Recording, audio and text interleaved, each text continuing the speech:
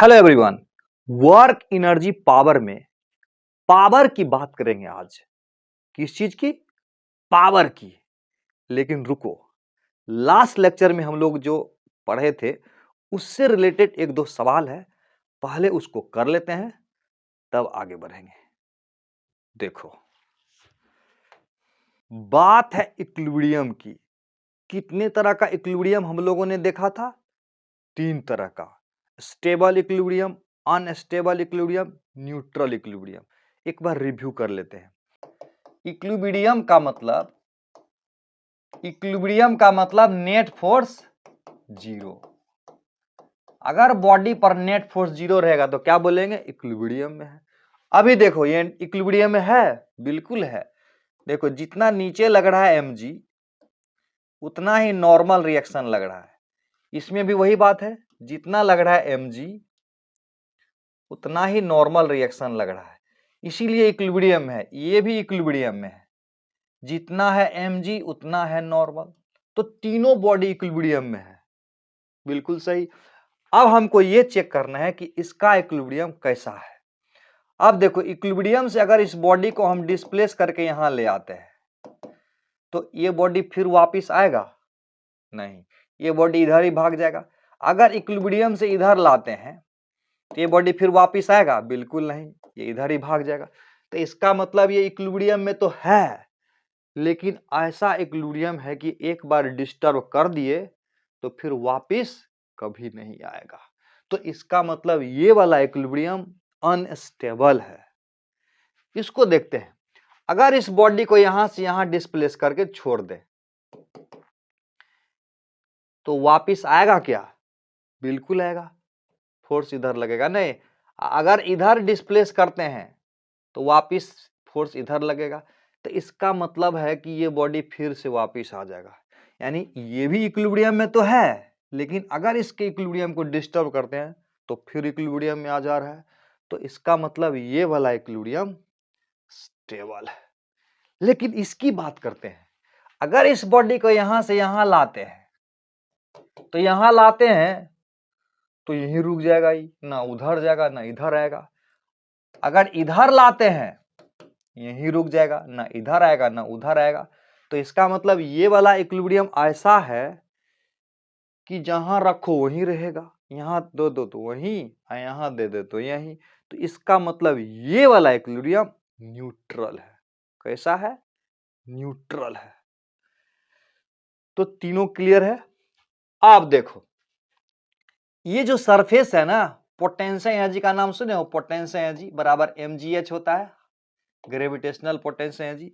तो ये वाला सरफेस पर यहां पर सबसे ज्यादा पोटेंशियल एनर्जी है, तो इसका मतलब पोटेंशियल एनर्जी यहां पर मैक्सिमम है। नहीं, पोटेंशियल एनर्जी क्या है? मैक्सिमम है। यहां का पोटेंशियल एनर्जी क्या है? इस सरफेस पर सबसे कम है ना, तो पोटेंशियल एनर्जी यहां पर क्या है? मिनिमम है। यहां का पोटेंशियल एनर्जी क्या है? कांस्टेंट है। मतलब नेट फोर्स जीरो, यानी F बराबर हम लोग पढ़े थे ना, माइनस du/dx। तो इसका मतलब ये जो है ना, या तो कांस्टेंट रहेगा तब इक्विलिब्रियम में होगा, या ये मैक्सिमम होगा तब इक्विलिब्रियम में रहेगा, या ये मिनिमम होगा तब जाके नेट फोर्स जीरो होगा। क्लियर है? यस।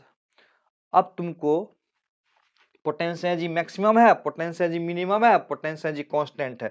तो ये कैसा इक्विलिब्रियम है? Unstable equilibrium. इसको बोलेंगे स्टेबल इक्विलिब्रियम, इसको बोलेंगे न्यूट्रल इक्विलिब्रियम। Very good. ज्यादा पोटेंशियल एनर्जी होगा तो अनस्टेबल होगा, और कम पोटेंशियल एनर्जी होगा तो स्टेबल होगा, और कांस्टेंट पोटेंशियल एनर्जी होगा तो न्यूट्रल होगा। अब तुझे इस सवाल का जवाब देना है। देखो क्या है, ये पोटेंशियल एनर्जी है और ये एक्स है। तो ये कुछ पॉइंट दिया हुआ A B C D E F, तो तुमको बताना है इसमें से इक्विलिब्रियम पोजीशन कौन है, इक्विलिब्रियम पोजीशन कौन सा है, लास्ट लेक्चर के आधार पर। स्टेबल इक्विलिब्रियम कौन है, अनस्टेबल इक्विलिब्रियम कौन है, न्यूट्रल इक्विलिब्रियम कौन है, बताओ। क्या इक्विलिब्रियम पोजीशन कौन कौन है, ए कौन कौन, अच्छा बी नंबर है, वेरी गुड। और कौन सा है, सी, डी नंबर है, वेरी गुड।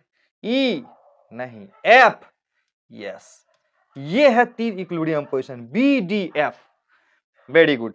स्टेबल इक्विलिब्रियम कौन होगा, स्टेबल इक्विलिब्रियम तब होता है जब पोटेंशियल एनर्जी मिनिमम होता है ना, तो स्टेबल इक्विलिब्रियम कौन सा होगा, बी, समझ में आ गया। और डी कैसा होगा, अनस्टेबल इक्विलिब्रियम ने पोटेंशियल एनर्जी सबसे ज्यादा है, तो यहां क्या होगा, डी नंबर होगा। न्यूट्रल इक्विलिब्रियम कौन सा होगा, न्यूट्रल, यस, एफ वाला हो जाएगा न्यूट्रल इक्विलिब्रियम।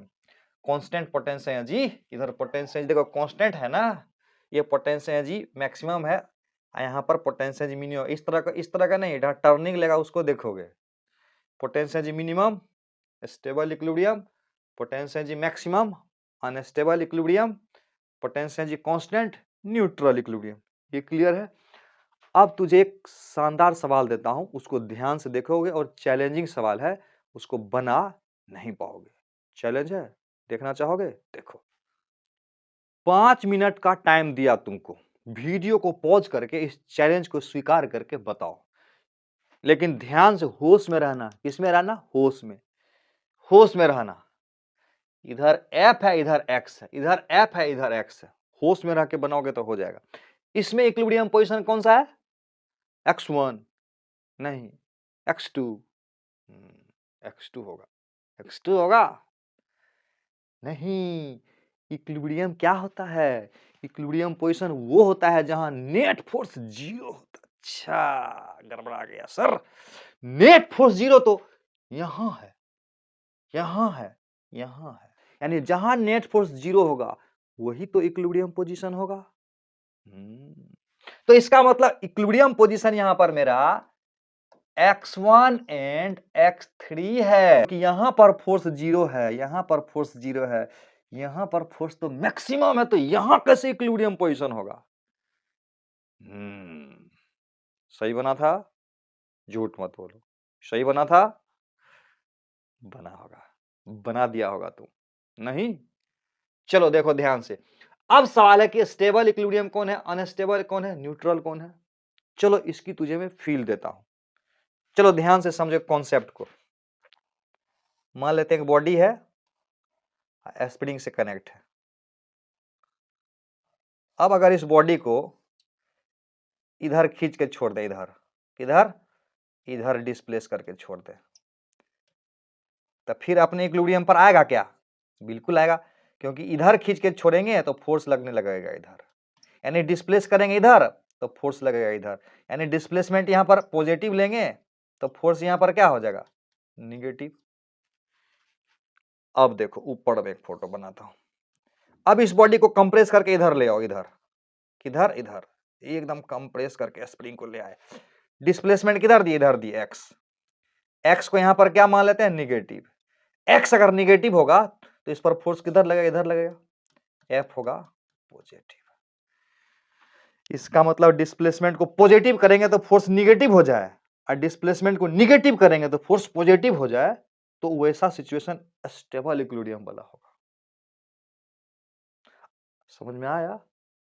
अब देखो इसमें x1 के बारे में बात करते हैं, किसके बारे में, x1 के बारे में। अब x1 से अगर हम दायां जाते हैं, दायां, ठीक से समझना, मजेदार कॉन्सेप्ट, मजेदार, जबरदस्त। x1 से राइट साइड जाते हैं तो फोर्स क्या हो जा रहा है, पॉजिटिव हो जा रहा है, यानी अगर हम इधर डिस्प्लेस करते हैं बॉडी को, इधर डिस्प्लेस करते हैं तो फोर्स भी इधर हो जा रहा है, क्योंकि फोर्स पॉजिटिव हो जा रहा है। अगर बॉडी को इधर डिस्प्लेस करते हैं x1 से पीछे, तो फोर्स क्या हो जा रहा है, देखो निगेटिव हो जा रहा है, फोर्स क्या है, निगेटिव है ना। यानी अगर डिस्प्लेसमेंट लेफ्ट लेते हैं, यानी डिस्प्लेसमेंट को निगेटिव करते हैं, तो फोर्स भी निगेटिव हो जा रहा है, निगेटिव फोर्स मतलब इधर। तो इसका मतलब यहां से बॉडी को दायां बायां, ये एक्स है ना, इस पोजीशन से इधर करेंगे तो फोर्स पॉजिटिव हो जाएगा, यानी इधर करेंगे तो इधर ही फोर्स लगेगा, इधर करेंगे तो इधर ही फोर्स लगेगा। तो x1 वाला पोजीशन कैसा है, अनस्टेबल। समझ में आया। अब सवाल है कि x3 का पोजीशन कैसा है, स्टेबल कि अनस्टेबल। ध्यान से देखो, x3 की बात करता हूं ना, x3 यहां पर ले लेता हूं, x3 यहीं ले लेता हूं। चलो x3 यहां पर हम मान लेते हैं x3। अब देखो x3 से अगर हम दायां जाते हैं राइट, तो अगर हम राइट जाते हैं यानी इधर डिस्प्लेसमेंट करते हैं, डिस्प्लेसमेंट को क्या कर दिया, पॉजिटिव कर दिया, इधर मतलब पॉजिटिव हो गया, तो फोर्स क्या हो रहा है, फोर्स क्या हो रहा है, निगेटिव हो रहा है फोर्स। तो फोर्स निगेटिव हो रहा है मतलब इधर फोर्स लगेगा। अगर हम डिस्प्लेसमेंट को निगेटिव करते हैं यानी x3 से इधर आते हैं, इधर x ले लेते हैं निगेटिव, x को निगेटिव करते हैं तो फोर्स पॉजिटिव हो जा रहा है। फोर्स पॉजिटिव मतलब दायां लगने लगेगा नहीं। अगर बॉडी को इधर ले जाएंगे तो इधर फोर्स लगेगा, बॉडी को इधर लाएंगे तो इधर फोर्स लगेगा। तो इस प्रकार से बॉडी को उधर ले जाएंगे तो इधर फोर्स लग जाएगा, इधर लाएंगे तो इधर फोर्स लग जाएगा।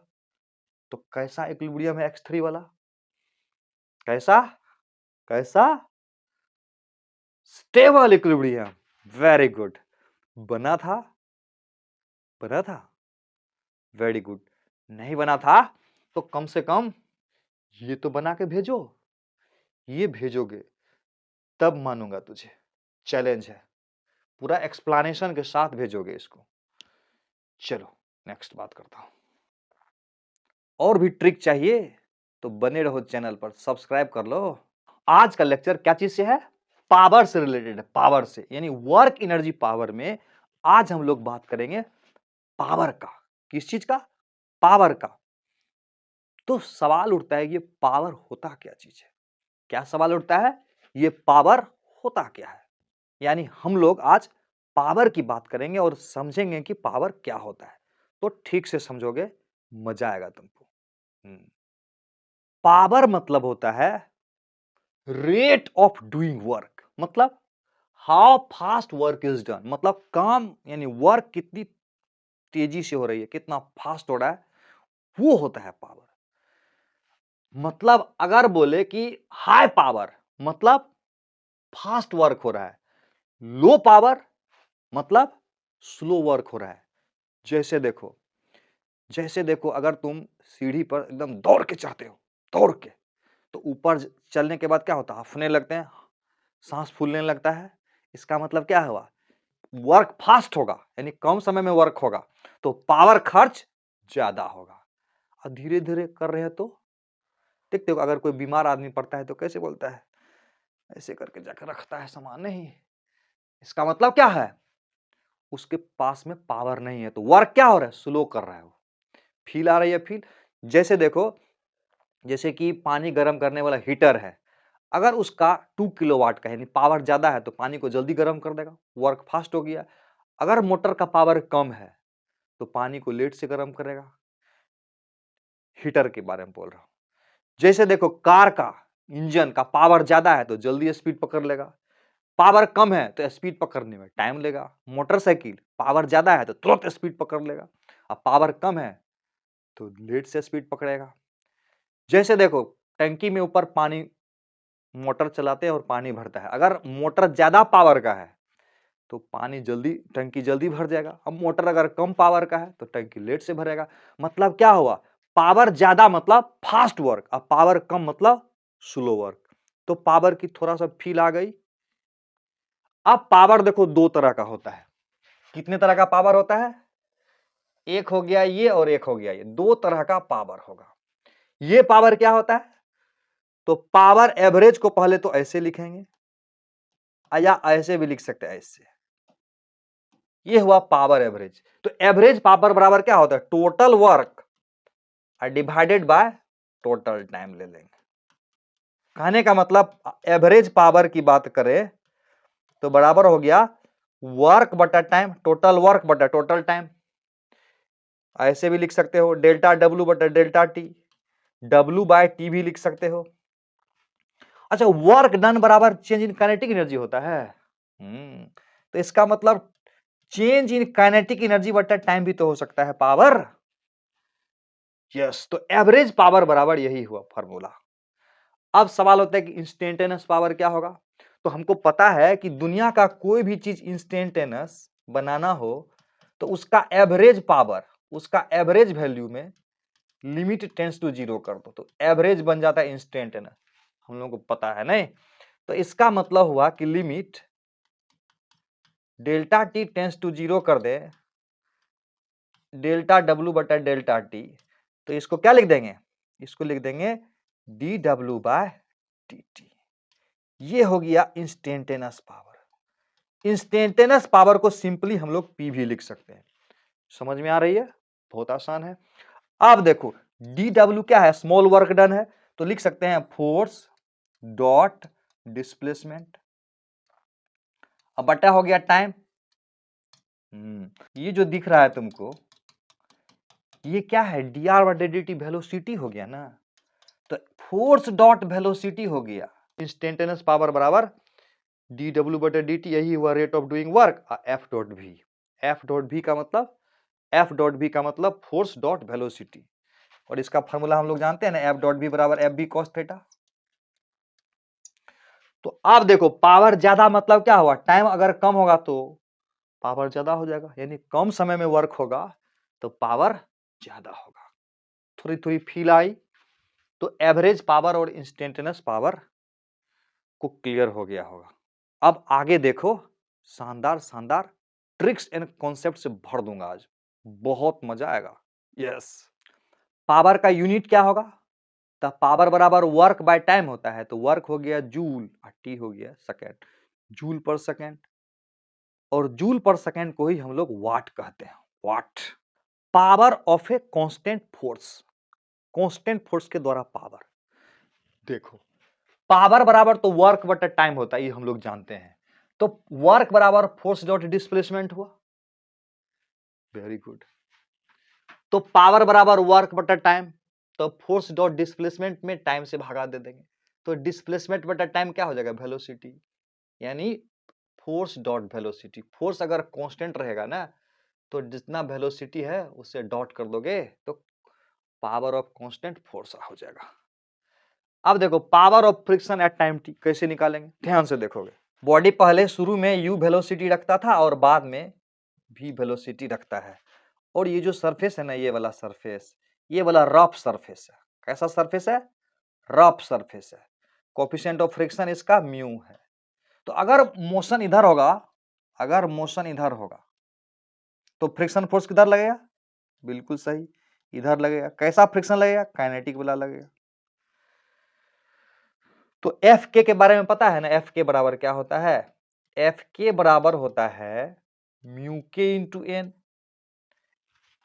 अब देखो नीचे लगेगा एम जी, नॉर्मल रिएक्शन लगेगा ऊपर, तो एन बराबर क्या हो जाएगा, यहां पर एन बराबर क्या हो जाएगा, एन बराबर एम जी हो जाएगा, N is equal to M G. अब इसके द्वारा एक्सलरेशन होगा, रिटार्डेशन बराबर क्या हो जाएगा, फोर्स बटा मास हो जाएगा, अब बराबर ए से डिनोट कर देते हैं इसको। आई इज इक्वल टू क्या होगा, ये हो जाएगा mu M G divided by M, याद कर लेना म्यू के इंटू जी रिटार्डेशन होगा इसका। रिटार्डेशन होगा तो वेलोसिटी घटेगा कि बढ़ेगा, घटेगा, फ्रिक्शन तो लगते रहेगा इधर। तो अब इस सिचुएशन का पावर कितना होगा, अभी का पावर इंस्टेंटेनियस पावर हुआ एक तरह से,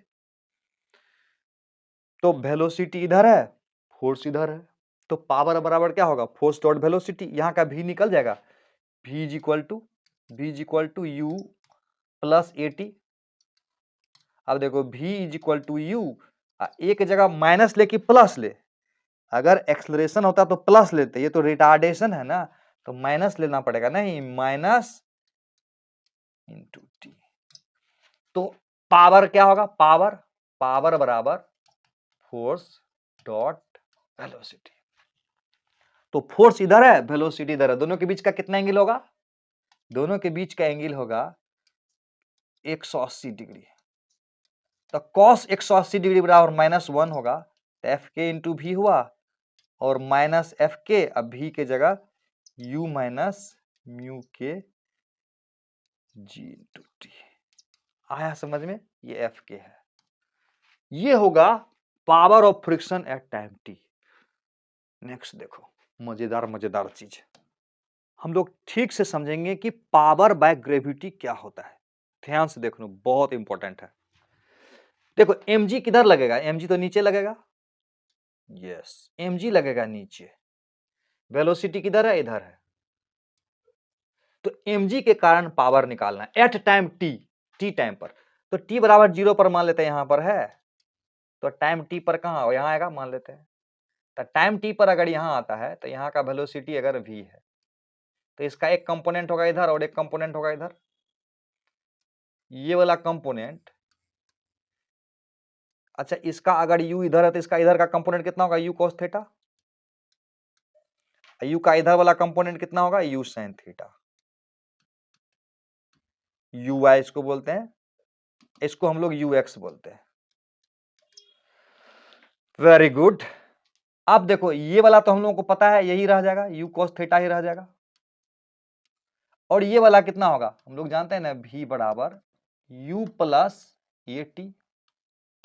तो V Y is equal to U Y यानी U sine theta, A Y बराबर माइनस जी इंटू टी। तो वेलोसिटी या टाइम टी का क्या होगा वैल्यू, टाइम टी पर का वेलोसिटी कितना होगा, वेलोसिटी या टाइम टी कितना होगा, V X I, velocity vector quantity है, V Y J. Very good. ये हो जाएगा U cos theta I, U cos theta I, ये हो जाएगा U sine theta minus G T into J. ये हो गया मेरा v का वैल्यू। mg का वैल्यू क्या होगा, mg, mg मतलब ग्रेविटी फोर्स, mg मैग्नीट्यूड है और डायरेक्शन में किधर आएगा, माइनस जे। तो पावर ग्रेविटी के कारण निकालना है ना, ग्रेविटी के द्वारा पावर निकालना है। पहले कॉन्सेप्ट सीखो तब ट्रिक सिखा दूंगा, ट्रिक सिखा दूंगा, पहले कॉन्सेप्ट सीख लो। पावर बाय ग्रेविटी क्या होगा, फोर्स डॉट वेलोसिटी बराबर पावर होता है। और यहां पर तो फोर्स बराबर क्या है मेरा, mg है, डॉट वेलोसिटी होगा। तो mg डॉट भी, डॉट प्रोडक्ट करने आता है, इसको इससे डॉट करेंगे तो इससे इसको डॉट करेंगे तो 0 आएगा, इससे डॉट करेंगे तो आ जाएगा minus mg u sign theta minus gt।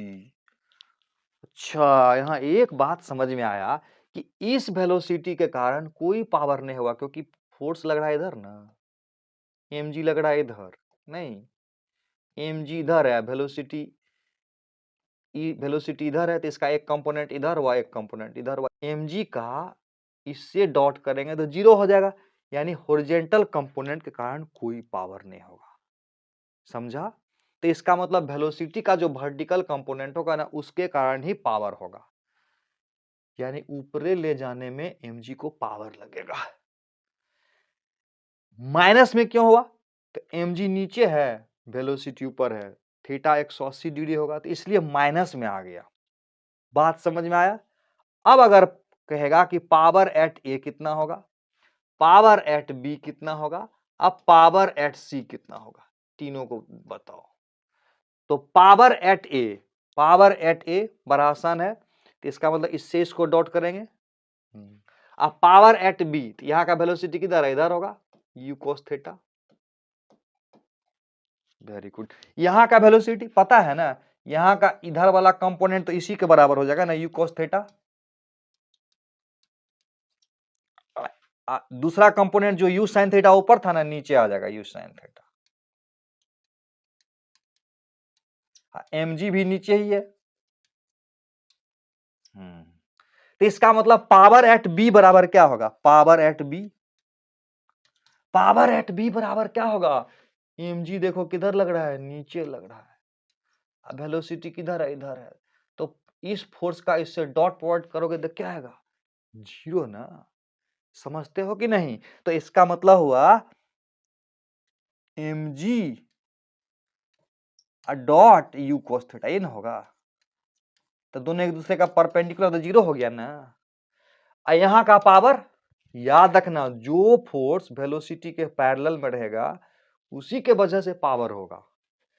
Power eight सी की बात करें तब पावर एट सी की बात करेंगे तो इसके कारण तो कोई पावर नहीं होगा, जो भी पावर होगा यू साइन थीटा के वजह से होगा, इसमें प्लस होगा नहीं, mg into U sine theta. Power at A कितना होगा, इसके कारण तो कोई पावर नहीं होगा। पावर जानते हो ना रे, फोर्स डॉट वेलोसिटी होता है, नहीं समझते हो, फोर्स इधर लगा, वेलोसिटी इधर हुआ और दोनों के बीच में एंगल थीटा है, तो पावर हुआ ना एफ डॉट भी, तो एफ भी कॉस थीटा हो जाएगा और थीटा अगर 90 हो जाएगा तो पावर 0 हो जाएगा। तो यही तो हो रहा है। इसका मतलब हुआ कि यहां पर पावर कितना होगा, mg इधर है, यू साइन थीटा इधर है, तो क्या हो जाएगा mg into U sine theta. तीनों जगह का पावर निकाल लिए हम लोग, मजा आया। नेक्स्ट देखो, इसको ध्यान से देखो, बहुत इंपॉर्टेंट है, वेरी वेरी इंपॉर्टेंट। इसको कर देता हूं VVI। क्वेश्चन में कह रहा है कि पावर दिया हुआ हो तो वेलोसिटी एंड डिस्प्लेसमेंट कैसे निकाले। पावर दिया हुआ हो मतलब पावर का वैल्यू कांस्टेंट होगा, तो कैसे निकालें वेलोसिटी एंड टाइम को। ध्यान से देखो, दो मेथड है इसके लिए मेरे पास।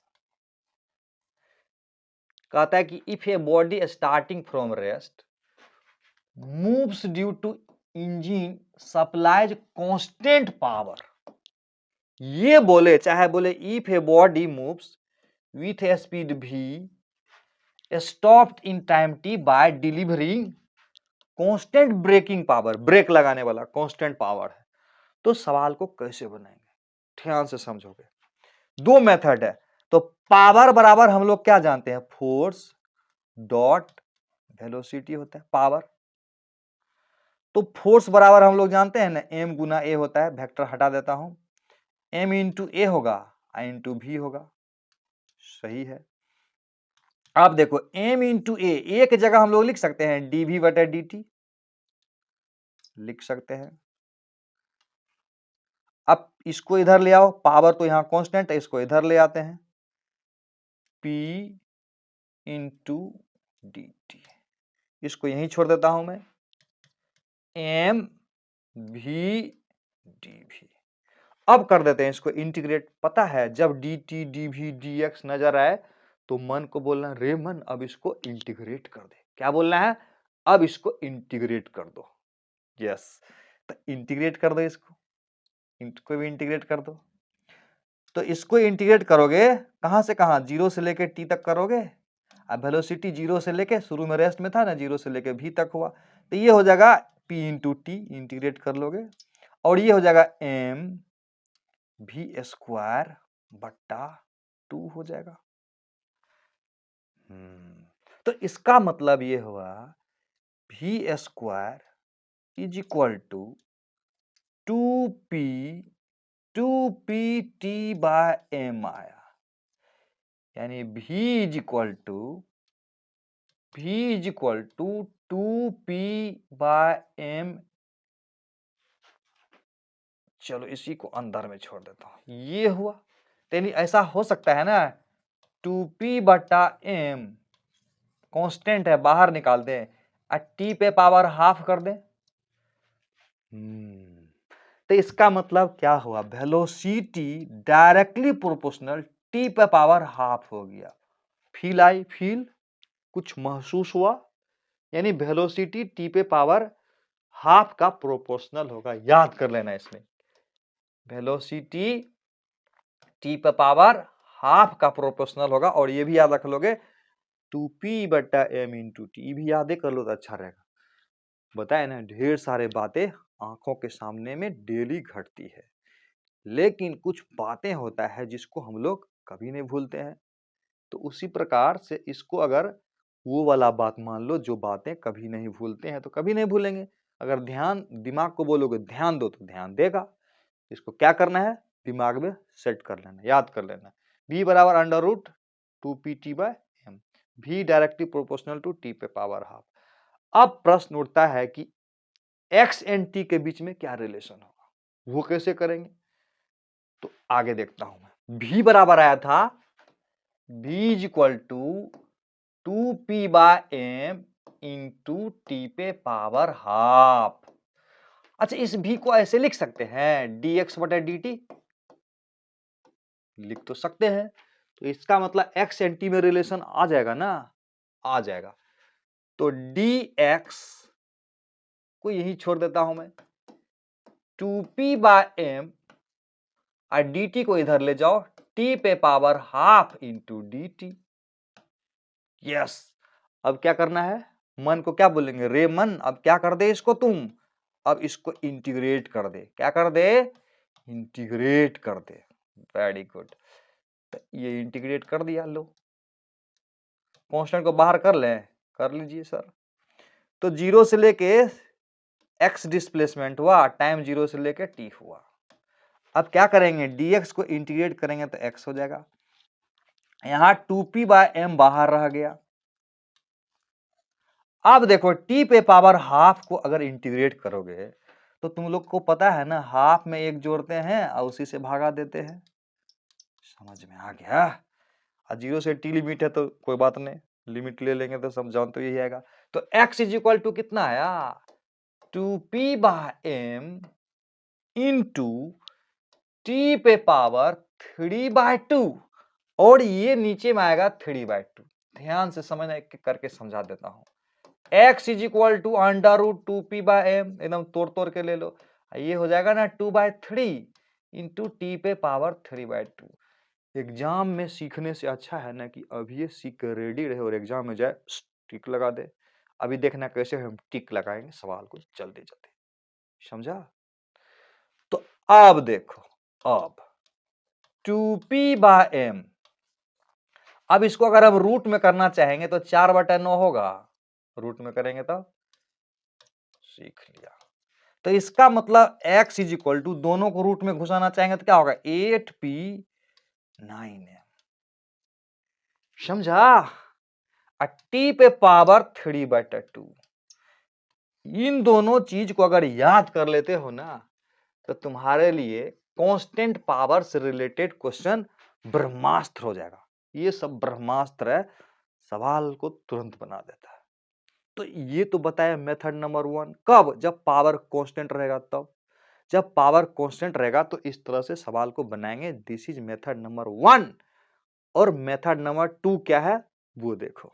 अब सीखेंगे मेथड नंबर 2। पावर बराबर क्या होता है, पावर बराबर वर्क बटा टाइम, और वर्क बराबर चेंज इन काइनेटिक एनर्जी बटा time. Change in kinetic energy मतलब क्या हुआ, हाफ m v स्क्वायर बटा t। शुरू का काइनेटिक एनर्जी 0 था तो final kinetic energy half m v square, शुरू का काइनेटिक एनर्जी 0। तो इसका मतलब पावर इंटू टाइम बराबर हाफ m v स्क्वायर। हो तो गया, नीचे से इधर लाओ, 2pt नीचे लाओ, m is equal to v square, अब v is equal to 2pt/m का रूट, यानी v directly proportional to t पर पावर हाफ। और इसी को सॉल्व करेंगे तो x बराबर क्या आएगा, याद रखना 8p/9m, 8pm, सुने हो कि नहीं, 8pm t पे पावर 3/2, 8p/9m। कैसे याद करोगे, 8p/9m याद कर लोगे इसको। क्लियर है, दोनों को याद कर लोगे अच्छा से। जब ये याद हो जाएगा ना तो सवाल तुरंत तुरंत बन जाएगा। कुछ नमूना देखना चाहोगे, नमूना।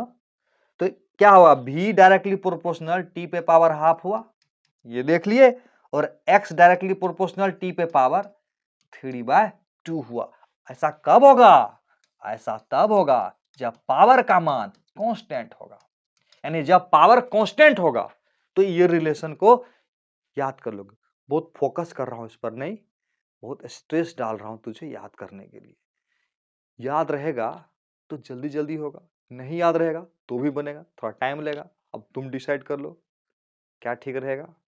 अरे दिमाग में बहुत पावर होता है ना, इसको जो कमांड दोगे ना वो ले लेगा। बोलोगे याद करो तो याद कर लेगा। तो देखो कुछ सवाल को कैसे बनता है फटाफट, कितना फास्ट बना सकते हो वो देखो तुम। हड़बड़ाओगे नहीं, पेशेंसली देखोगे, कितना आसान हो जाएगा अगर वो मुझे याद रहे तो। नीट 2012, जी मेन 2021 और आईआईटी 1984, तीनों सवाल देखो एक ही है, दो ही है। कह रहा है कि मास m है, रेस्ट से शुरुआत होती है। क्वेश्चन भी ना गजब होता है, ऐसा ही बार बार पूछेगा, सब में रेस्टे से देगा, ये भी बात है। Accelerate so that instantaneous power delivered to the car has a constant magnitude p naught। यानी यहां भी पावर कांस्टेंट हुआ, पावर क्या हुआ, कांस्टेंट हुआ, कांस्टेंट पावर ऑफ मैग्नीट्यूड। अब कहता है the instantaneous velocity of this car is proportional to, क्या होगा, वेलोसिटी किसके प्रोपोर्शनल होगा, यस अभी देखे थे ना, पावर बराबर वर्क बटा टाइम, पावर गुना टाइम बराबर वर्क, और वर्क बराबर change in kinetic energy, change in kinetic energy बराबर हाफ mv², भूल गए तो भी बना सकते हैं, तो ये हो जाएगा v बराबर हो जाएगा 2pt/m का root, v directly proportional to t power, root का मतलब हाफ। समझ में आ गया, समझ में आ गया। ये सवाल बनाओ, ये देखो, ये भी कर रहा है, body is being moved along a straight line by machine delivering A constant power. गजब अजब की बात ये है ना, सब में कांस्टेंट पावर देके पूछेगा ज्यादातर केस में, यही तो अजब गजब है। The distance covered by the body in time t is proportional to, अरे जैसा पूछेगा वैसा करेंगे, अगर कांस्टेंट पावर का दे दिया तब तो हथियार है ना मेरे पास कि तुरंत बना देंगे। तो कौन सा आंसर होगा, डिस्टेंस किसका, डिस्टेंस और टाइम किसका प्रोपोर्शनल होगा, ये ना याद कर लो ना, डिस्टेंस बराबर क्या होगा 8p/9m, यादें कर लोगे तो मजा आएगा, t पे पावर 3/2, कैसे आया वो भी देख लोगे, एक दो बार प्रैक्टिस कर लोगे, एकदम धुरंधर बन जाओगे। क्या बन जाओगे, धुरंधर, यस हो गया ना। नेक्स्ट देखोगे, देखो कांस्टेंट पावर का लो ना मजा, ढेर सारा सवाल दे रहा हूं, मजा लो। देखो क्या कह रहा है, इन automobile of mass m accelerates starting from origin and initially at rest। ध्यान देना, रेस्ट से शुरू करेगा, सब में यही देगा तुमको, जबकि while engine supplies a constant power, engine constant power supply कर रहा है, the position is given as a function of time. तो समझ में आया कि नहीं, x बराबर क्या होता है 8p/9m का रूट इंटू t पे पावर 3/2, याद तो हो गया होगा ना, 8p/9m रूट t पे पावर, ये तो नहीं हुआ, ये वाला हुआ नहीं, 8p से, समझ में आ रहा है, मजा ले रहे हो कि नहीं, ले रहे हो, इसमें मजा लो। क्वेश्चन बना के देखो, कहता है body of mass 2 kg is driven by an engine delivering a constant power 1 Joule/second, power का वैल्यू दे दिया है। The body start from rest, देखो सब इसमें भी रेस्ट से शुरू करता है, moves in a straight line after 9 second, the body has moved A distance, कितना डिस्टेंस, बड़ा आसान है, डिस्टेंस पूछेगा ना तो 8p/9m करेंगे और t पे पावर 3/2 दे देंगे, एक बार में बन जाएगा। पावर जैसे ही कांस्टेंट देगा ना तो ये सब याद कर लोगे, क्या होगा 8p की जगह 1, 9m की जगह 2 kg दे दिया, इनटू t पे power, t is equal to कितना है, t is equal to 9 second पर पूछ रहा है, 9 सेकेंड पर 9 पे पावर 3/2। अब तो इसको सॉल्व कर ही सकते हो तुम, देखो 2 गुना 2, 2 चौका 8 हो गया, 4/9 हो गया, 2/3 हो गया, ये पहला तो ये 2/3 हो गया। अब ये क्या होगा, पहले रूट कर लो, तो 9 का रूट करोगे तो 3 आएगा, और 3 में 3 बार करोगे, 3 गुना 3 गुना 3, 3 तिया 9 तिया 27। अब 3 नमा 27, 18 आया, 18 मीटर। समझ में आया कि नहीं? 18 मीटर होगा इसका आंसर। वीडियो को पॉज करके मजा लोगे। क्या करोगे? वीडियो को पॉज करोगे तब मजा लोगे बनाने का। नेक्स्ट देखो, इस सवाल का भी मजा ले लो। हम लोगों के सीट में 64 नंबर का क्वेश्चन है, 64 सीट का। क्या कह रहा है देखो, ए particle of mass 0.2 kg moving one dimensional under a force that delivers A constant power. यहां भी आ गया, पावर का वैल्यू दे दिया यहां पर। इसका मतलब पावर का वैल्यू कांस्टेंट है। To the particle if the initial speed of particle 0, यहां पर भी देखो इनिशियल स्पीड 0 है, तो स्पीड आफ्टर 5 सेकंड क्या होगा? बहुत सिंपल है, ऐसे तो हमको पता है, v बराबर 2p बाय, ये होता है, सबको पता है ना, 2p by m into T होता है। याद हो गया ना? बना भी सकते हैं, दोबारा एक बार और देख लो, फी ले लो दोबारा। पावर बराबर वर्क बटा टाइम, यानी पावर इंटू टाइम बराबर वर्क, और वर्क बराबर change in kinetic energy. Change in kinetic energy नहीं, यानी पावर इंटू टाइम बराबर चेंज इन काइनेटिक एनर्जी, मतलब half mv square minus u square. तो यहां से v is equal to 2pt by m का रूट, रख दो ना वैल्यू, रख दो। 2 पावर के जगह कितना रख देंगे? 0.5 वाट। m के स्थान पर 0.2 रख देंगे, और t के स्थान पर कितना रख देंगे? टाइम भी तो दिया हुआ है 5 सेकंड, तो टाइम के स्थान पर 5 सेकंड रख दो। देखो ये डेसिमल से ये डेसिमल समाप्त हो गया, और 2 से 2 कैंसिल हो गया, 25 25वां 5वां, 5 मीटर पर सेकंड। आ रहा है मजा? यस। तो क्या करोगे? अगला सवाल देखो, खुद से ट्राई करना। तो इस बार जरा दूसरे किस्म का सवाल। इस सवाल को ध्यान से देखो। कह रहा है particle of mass m starting from rest undergoes uniform acceleration if speed acquired in time t is v, यानी t टाइम में v स्पीड गेन कर लिया। The average power deliver to the particle. अच्छा, इसमें भी पावर कांस्टेंट ही है। Average power मतलब कांस्टेंट वैल्यू निकालना है कि इंस्टेंटेनियस निकालना है? एवरेज निकालना है। नहीं तो क्या करेंगे? बहुत आसान है। पावर बराबर ये वर्क बटा टाइम, मतलब चेंज इन काइनेटिक एनर्जी बटा टाइम, यानी पावर इंटू टाइम बराबर चेंज इन काइनेटिक एनर्जी, यानी पावर इंटू टाइम बराबर चेंज इन काइनेटिक एनर्जी, मतलब half mv square minus u square. u तो 0 था, इनिशियल वेलोसिटी 0 था ना, स्टार्टिंग फ्रॉम रेस्ट, तो इसका मतलब पावर बराबर क्या हो जाएगा? Half mv square divided by t। समझ में आ गया? नोट करके देखो, एगो कंफ्यूजन है यहां पर, तुम्हारे लिए कंफ्यूजन है।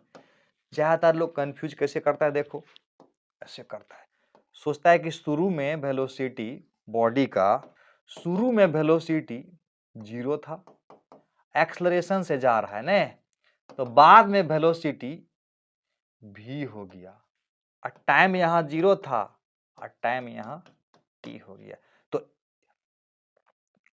तो v बराबर u प्लस ए टी कर देंगे, a इंटू टी, यानी a बराबर आ जाएगा v बटा टी। तो पावर बराबर फोर्स डॉट वेलोसिटी हुआ, यानी f इंटू वी हुआ, और f के जगह m गुना a इंटू वी कर देते हैं। m इंटू a के जगह क्या होगा? v बटा टी इंटू वी, तो यहां पर हो गया mv स्क्वायर बटा टी। कंफ्यूजन हुआ? तो अब बताओ ये वाला आंसर है कि ये वाला आंसर है? कौन सा आंसर है? ठीक से बताना, ये वाला कि ये वाला? दे, ये वाला नहीं होगा ना, ये तो इस इंस्टेंट का पावर है ना, इस इंस्टेंट का वेलोसिटी है। आया समझ में बात? तो ये इंस्टेंटेनियस पावर हो गया, ये एवरेज पावर नहीं हुआ। समझ में आया बात? ये वाला हुआ एवरेज पावर। यस, तो अब क्या करेंगे? अगला सवाल ये देखो, नीट 2015 में पूछा हुआ क्वेश्चन है, मजेदार है। कैसे करेंगे? क्वेश्चन में बोल रहा है कि पार्टिकल का मास m है, deliver driven by machine that delivers मतलब देता है कांस्टेंट पावर के। यहां पावर बराबर के है, यानी पावर कांस्टेंट है। यस, कहता अगर स्टार्ट करेगा रेस्ट से तो force on the particle at time T क्या होगा? टी टाइम पर फोर्स, किस समय force? Force at time T पूछ रहा है। पावर बराबर होता है force dot velocity. Very good. तो फोर्स बराबर पावर बाय वेलोसिटी। वेलोसिटी जानते हो कितना होगा? पावर तो कांस्टेंट है ना, पावर यहां कांस्टेंट है, तो इसका मतलब पावर इंटू टाइम बराबर चेंज इन काइनेटिक एनर्जी। तो v बराबर under root 2pt by M हो जाएगा। ऐसे भी हमको पता है ना, v बराबर under root 2pt by M होता है, कई बार दिखा दिए हैं। तो कर देता हूं ना, p के जगह p रख देता हूं, p बराबर बाद में k दे दोगे, यही मेरा p है। और नीचे में under root 2pt by M हो जाएगा, रूट में गया तो इसको ऊपर चढ़ा देते हैं, है ना? चढ़ाने आता है, ऊपर में आएगा तो रूट एम हो जाएगा, रूट एम बटा 2p हो जाएगा। ये वाला p बाहर में है ना, ये वाला p बाहर में है, और नीचे में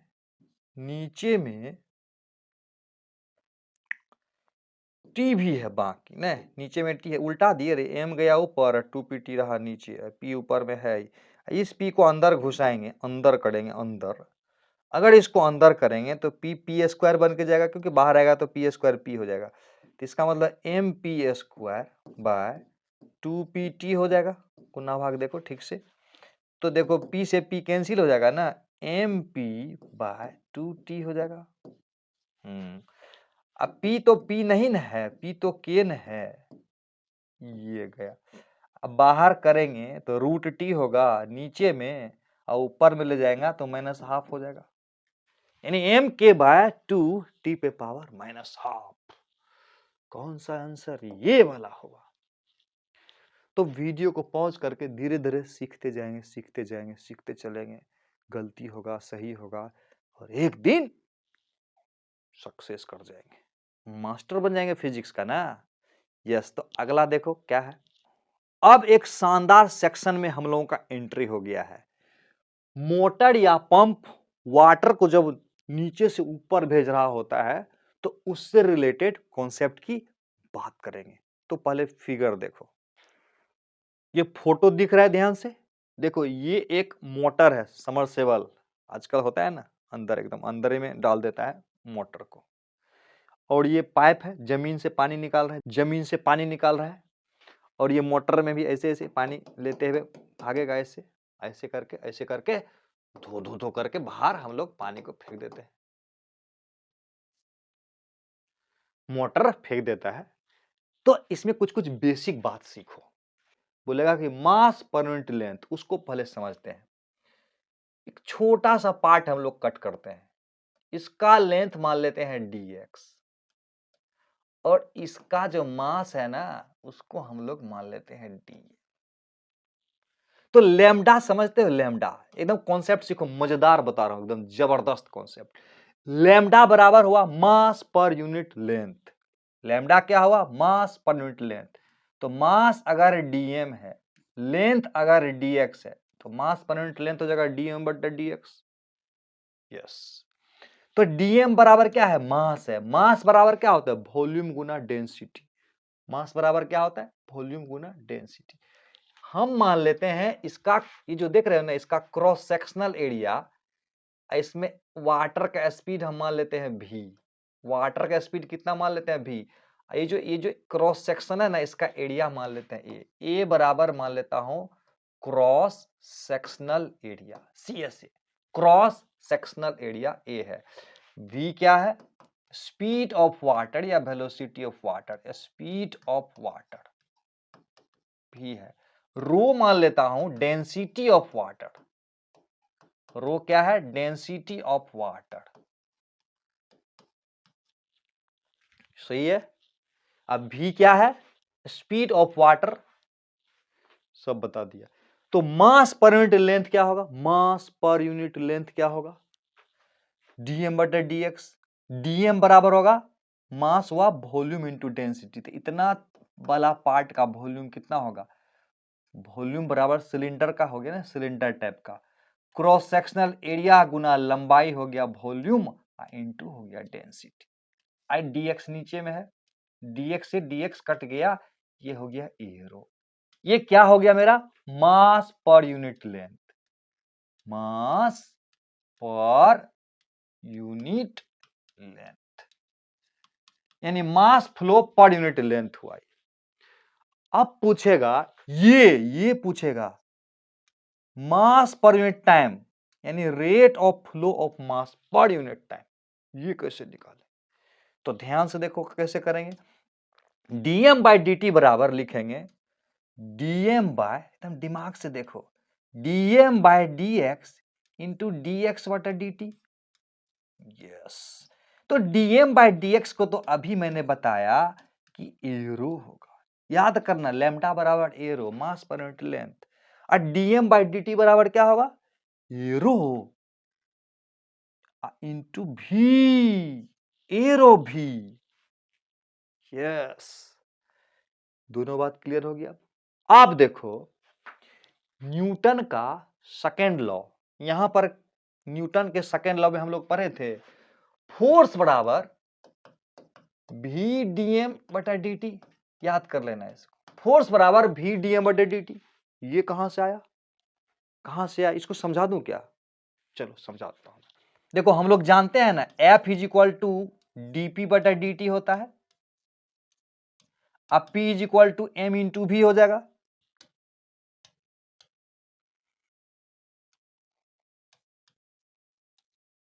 P is equal to m into V. अब इसको डिफ्रेंशिएट कैसे करेंगे हम लोग को पता है, m को बाहर करेंगे dv बटा dt, अब फिर v को बाहर करेंगे dm बाई dt हो जाएगा। यहां पर क्या हो रहा है, वेलोसिटी कांस्टेंट है, वेलोसिटी क्या है? कांस्टेंट है, v बराबर यहां कांस्टेंट है। अब v बराबर कांस्टेंट है तो dv बाई dt बराबर क्या हो जाएगा? 0 हो जाएगा। इसीलिए फोर्स बराबर क्या होगा? फोर्स बराबर, तो ये तो पार्ट 0 हो जाएगा ना, v इंटू डी एम बटे डी टी। तो याद रखना, मास अगर वेरिएबल रहेगा तो फोर्स बराबर v इंटू डी एम बटे डी टी। तो फोर्स, फोर्स ऑन वाटर क्या होगा? फोर्स ऑन वाटर क्या होगा? फोर्स ऑन वाटर या मोटर, पता है जितना फोर्स मोटर लगाएगा वाटर पर, उतने फोर्स वाटर लगाएगा मोटर पर नहीं, जितना से ये फेंकेगा उतने से इस पर लगेगा। समझ में आ रहा है कि नहीं? जितना से ये ऊपर फेंकेगा या इधर फेंकेगा उतने फोर्स इधर लगेगा, यानी वाटर पर जो फोर्स लगेगा वही मोटर पर लगेगा। तो F इज इक्वल टू क्या हो जाएगा? V into D M by D T. Feel आ रही है? फील आ रही है। और dm बटा dt बराबर ए रो भी, ए रो भी में भी से गुना कर देंगे तो ए रो भी बराबर dm बटा dt, और उसमें एगो भी से गुना करेंगे तो क्या होगा? ए रो भी स्क्वायर। मजा आ रहा है। पावर ऑफ मोटर क्या होगा? पावर ऑफ मोटर क्या हो जाएगा? तो पावर बराबर हम लोग पढ़ते हैं ना, फोर्स डॉट वेलोसिटी पढ़ते हैं। अब फोर्स की जगह क्या हो जाएगा? ए रो भी स्क्वायर, इनटू करेंगे भी तो क्या हो जाएगा? ए रो भी पे पावर 3। ये भी समझ में आ गया। अच्छा एक बात कहो, अगर पूछेगा rate at which kinetic energy imparted to water, वो क्या होगा? वो लिखता हूं मैं, rate at which kinetic energy imparted to water। आगे कर देता हूं, rate at which kinetic energy imparted to water। तो काइनेटिक एनर्जी हम लोग जानते हैं ना क्या होता है, हाफ mv² होता है। तो रेट मतलब क्या हुआ, dk बटा dt ने कह रहा है, तो इसका मतलब half dm by dt into v²। इसका मतलब हाफ, इसको पढ़े हो ना, एरो v पढ़े हैं, इंटू v²। इसका मतलब हाफ एरो v पे पावर 3। क्लियर है? क्या क्या हम लोगों ने देखा, एक बार और रिवीजन कर लेते हैं। हम लोगों ने देखा कि lambda is equal to dm बटा dx, ये बराबर आया एरो। उसके बाद हम लोगों ने देखा dm बटा dt, ध्यान से देखो क्या क्या देखा, dm बाय dt देखा, वो आया ए रो भी आया, dm by dt A rho भी। उसके बाद हम लोगों ने देखा फोर्स, फोर्स बराबर v इंटू dm बटा dt, v इंटू dm बटा dt करेंगे तो आ जाएगा ये dm बटा dt एरो v है, उसमें कर देंगे एरो v² आया। उसके बाद आया पावर, पावर बराबर फोर्स डॉट वेलोसिटी। अब फोर्स बराबर इतना हुआ, उसमें वेलोसिटी से गुना कर देंगे, एरो v पे पावर 3। अब उसके बाद आया rate of change of kinetic energy. ये चार बात में मास्टर हो जाओ, तो मास्टर हो जाओ, और ठीक से अगर ध्यान रखोगे तो कोई भी सवाल तुरंत बना दोगे। तुरंत मतलब तुरंत। देखना चाहोगे, थोड़ा और कॉन्सेप्ट सिखा देता हूं, है ना, और देख लो। पहले इस छोटे छोटे सवालों का जवाब दे दो, मजेदार है। क्वेश्चन में बोल रहा है कि the blades of a wind mill sweeps out a circle area A. देखो ये एरिया ए है, ये स्वीप्स आउट कर रहा है सर्किल, ऐसे ऐसे नहीं, यानी ऐसे ऐसे भाग रहा है ना, ऐसे ऐसे भी वेलोसिटी से भाग रहा है। एरिया इसका ए है, डेंसिटी है रो। कहता है if wind flows at a velocity भी perpendicular to the circle, what is the mass of air passing through in time T. यानी मास टाइम टी में कितना फ्लो करेगा। तो हम लोग जानते हैं ना, dm बटा dt मास पर यूनिट टाइम कितना होगा, कितना होगा, yes dm by dx into dx by dt। और ये तो हम लोग जानते हैं कितना होता है, ये होता है एरो, और ये क्या हो गया, ये हुआ v। तो अभी तो हम लोग पढ़े हैं ना, dm by dt is equal to, ताजा ताजा पढ़े हैं, एरो भी होगा, तो dm बराबर arrow v into D T. तो यानी मास बराबर क्या होगा, एरो v इंटू टी आएगा। टी टाइम में मास इतना फ्लो करेगा, समझे बात, एरो v इंटू टी। अब दूसरा में कह रहा है कि kinetic energy in time T कितना होगा। काइनेटिक एनर्जी टाइम टी देख रहे हो ना, वीडियो को पॉज करके देख लो। तो काइनेटिक एनर्जी टाइम टी क्या होगा, हम जानते हैं ना, डीके बटा dt बराबर क्या हो जाएगा, डीके बटा dt बराबर हाफ ए रो भी क्यू, हाफ एरो भी क्यूब, यस।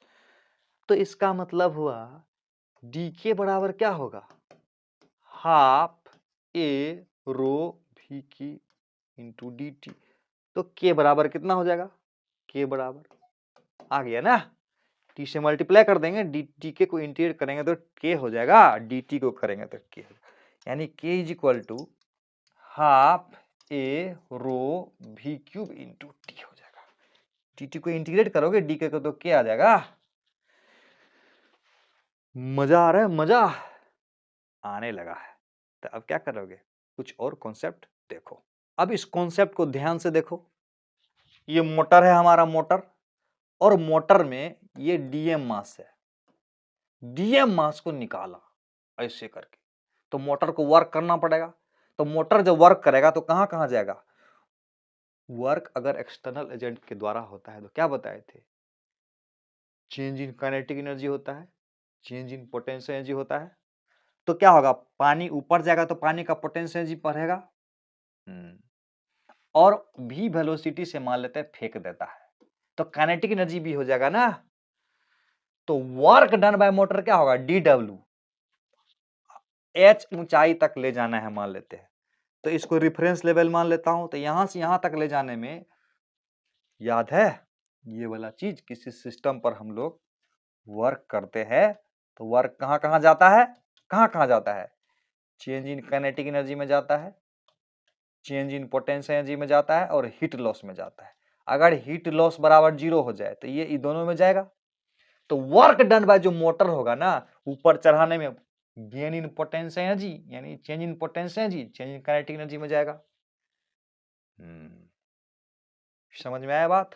अब सवाल उठता है कि मोटर कितना पावर डिलीवर करेगा। पावर जैसे ही बोलते हैं ना तो dW/dt हो जाता है। समझ में आया। और ये बराबर क्या होगा, dt से सब जगह भागा दे देंगे, तो dm/dt GH, यहां क्या हो जाएगा, हाफ dm/dt इंटू v²। इसको ध्यान से याद रखोगे। ये वाला पार्ट क्या हो गया और ये वाला पार्ट क्या हो गया। ये तो हो गया पावर मोटर का, पावर डिलीवर्ड बाय मोटर। ये हो गया rate at which potential energy is imparted to water. ये वाला क्या हो गया, वो हो गया rate at which kinetic energy imparted. Imparted मतलब देना। ये हुआ काइनेटिक एनर्जी किस रेट से वाटर को दे रहे हैं, वो हुआ ना। ये किस रेट से पोटेंशियल एनर्जी दे रहे हैं, रेट मतलब टाइम से भागा है ना। तो ये क्या हो गया, ये हो गया rate at which kinetic energy imparted to water. Clear है। ये क्या हो गया, ये हो गया पावर ऑफ मोटर। इसका वैल्यू कितना हो जाएगा, A रो V क्यूब हो जाएगा। यानी जो पावर हम दिए हैं ना, अब देखो इसको पूरा तोड़ के लिख देता हूं।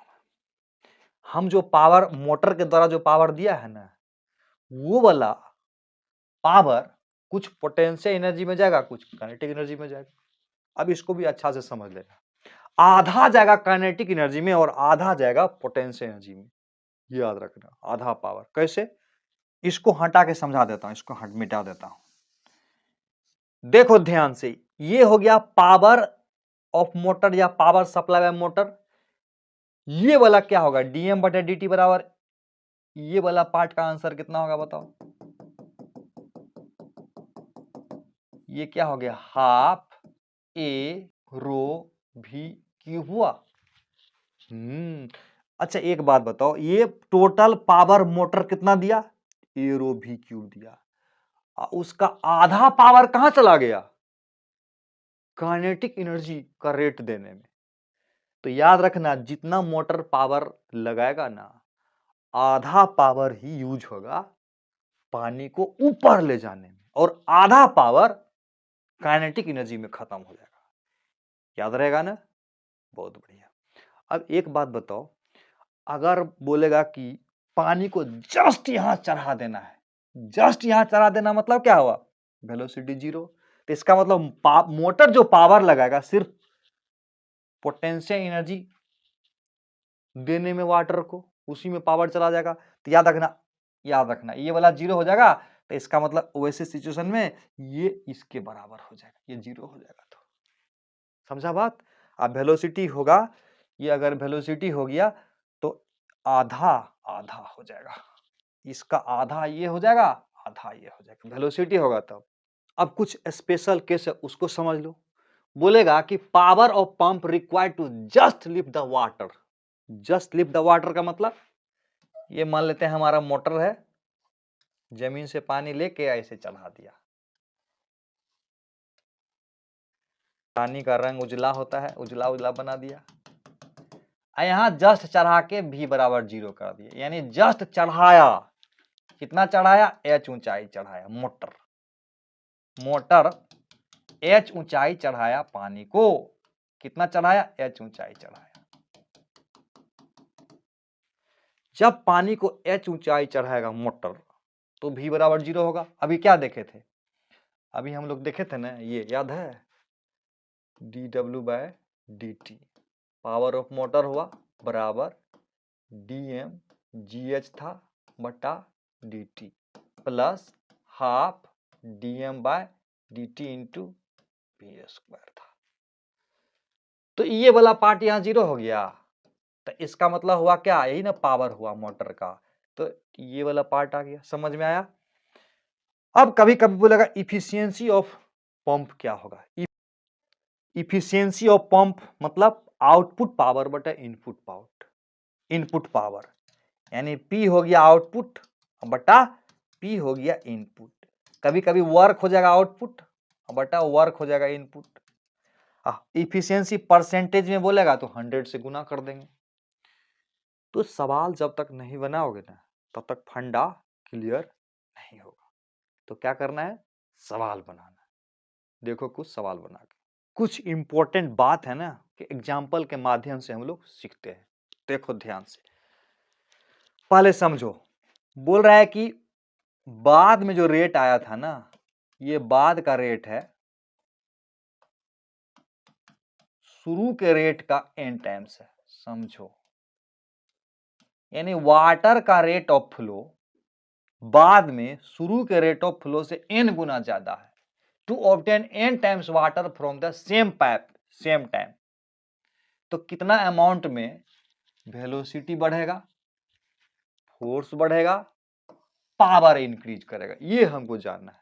तो अगर वाटर का रेट n गुना बढ़ाते हैं तो इसको लिखेंगे ए रो भी डैश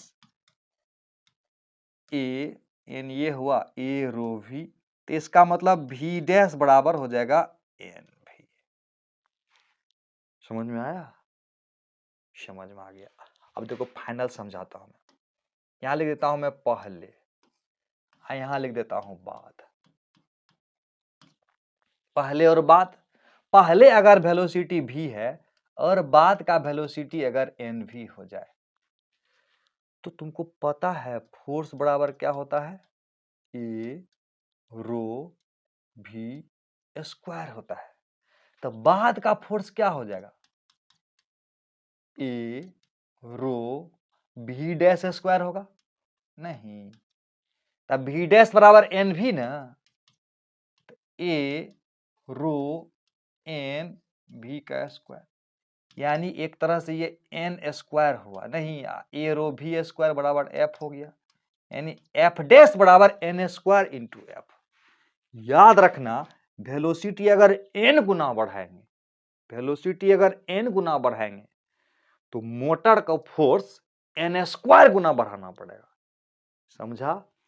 पावर के बारे में क्या ख्याल है, पावर बराबर ए रो भी क्यू होता है, मोटर का पावर ए रो भी क्यू होता है। तो इसका मतलब पावर जो बाद में होगा ना, ए रो भी क्यूब एन भी हो जाएगा क्यूब, तो पी डैश बराबर हो जाएगा एन पे पावर 3p। ये नहीं समझा, ए रो भी क्यू तो आया ही, इंटू एन क्यूब ना आ जाएगा। ये तो शुरू का पावर है p, तो p इंटू एन क्यूब यानी एन क्यूब इंटू पी। समझ में आया, यानी वेलोसिटी बढ़ जाएगा कितना, n टाइम्स, तो फोर्स कितना टाइम्स बढ़ जाएगा, n स्क्वायर टाइम्स, पावर कितना, n क्यू टाइम। अगर सवाल में बोले कि जितना वाटर अभी फ्लो हो रहा है पाइप से जिस वेलोसिटी से, तो उस वेलोसिटी को डबल करना है तो मोटर का पावर कितना गुना करना पड़ेगा, दुगुना वेलोसिटी को किए ना तो पावर को 8 गुना करना पड़ेगा। इसका मतलब हमारा टंकी जितना टाइम में भर रहा था उसका आधा टाइम में भरे, तो इसका मतलब हुआ वेलोसिटी को डबल करना पड़ेगा, यानी डबल अमाउंट देना पड़ेगा। तो मोटर का पावर कितना बढ़ाना पड़ेगा, अभी जितना पावर है मोटर का, तो वेलोसिटी को डबल करेंगे तो 8 गुना ज्यादा पावर मोटर का देना पड़ेगा। समझ में आ रहा है कि नहीं। अगर वेलोसिटी को 3 गुना बढ़ाएंगे तो मोटर का पावर कितना गुना बढ़ाना पड़ेगा, 27 गुना। फील आ रही है? फील। तो इस तरह की छोटी छोटी बातें याद रखेंगे तो मजा आएगा। समझ में आ रहा है? नेक्स्ट देखो, वीडियो को पॉज करके कोशिश करोगे। इंजन का पावर पूछ रहा है, बढ़िया से क्वेश्चन को पढ़ो। कहता है engine pumps water through a hose pipe, water passes through the pipe and leaves it. वही वाला बात है। वेलोसिटी है 2 मीटर पर second. The mass per unit length, हाँ यहां दिया हुआ है मास पर यूनिट लेंथ, यानी मास पर यूनिट लेंथ दिया हुआ है dm बटा dx का मान, जिसको कि हम लोग एरो बोलते थे। नहीं, ये वाला दिया हुआ है 100 kg पर मीटर। अब v बराबर कितना दिया हुआ है? 2 मीटर पर सेकेंड। पूछ क्या रहा है? Power of engine. Power of engine पढ़े हो कि नहीं? ए रो वी क्यूब। समझ में आ रहा है बात? What is the power of engine ना, तो ये एरो ही ने दिया हुआ है मेरा 100। समझ में आ रहा है? एरो बराबर 100 है, यही ना एरो है। तो ये हुआ 100 इनटू भी बराबर कितना? 2 मीटर पर सेकेंड। 2 पे पावर 3, तो ये हुआ 8। 8 पर 00, इतना वाट। वाट लगा दिया हम लोगों ने, इसका वाट लगा दिया। समझ में आ रहा है? नीट 2010 में था। क्लियर है? अगला सवाल देखो। इस सवाल को भी ध्यान से देख लो। नीट में पूछा है 2009 में। क्या क्या दिया है वो देखो, क्या निकालना है वो देखो। दिया हुआ है engine pumps water continuously through a hose, water leaves with a velocity भी दिया हुआ है। हाँ, एक बात है, m is the mass per unit length, यानी मास पर यूनिट लेंथ क्या होता है? dm बटा dx होता है। और ये हम लोगों ने सीखा एरो होता है। ये बोल रहा है कि m है, ये बोल रहा है। तो कह रहा है what is the rate at which kinetic energy imparted to water. तो काइनेटिक एनर्जी इंपार्ट करने का रेट क्या होता है? dm बाई dt बराबर dk बटा dt half A rho V cube. और यही ने दिया हुआ है m, तो बराबर क्या हो जाएगा? Half m v cube. Half m v cube. आया मजा? आ रहा है मजा? Very good. अब क्या करेंगे? अब क्या नेक्स्ट देखो। तो ऐसा करते हैं, आज यहीं तक रखते हैं, है ना? तब तक खूब एंजॉय करो, मन से पढ़ो, मस्त रहो।